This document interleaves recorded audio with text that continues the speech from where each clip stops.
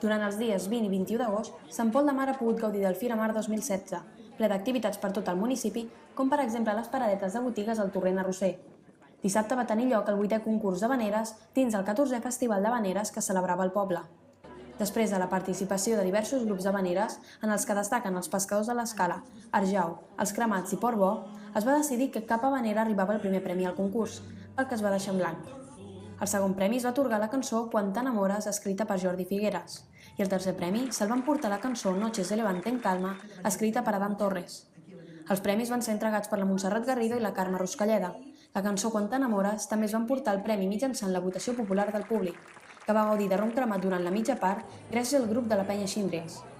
Diumenge el protagonisme se'l van portar la trobada d'embarcacions tradicionals i de vela llatina a les 12 del migdia, a la platja de les Barques. Després d'una sardinada a la platja del Torrent Arrosser, la companyia Tot Drap es va encarregar de posar en funcionament les barques varades a la platja. Malgrat la calor del migdia, tots els navegants van gaudir d'un matí de navegació amb la participació de barques d'altres municipis i posteriorment va haver un dinar per a tots aquells que s'havien fet a la mar.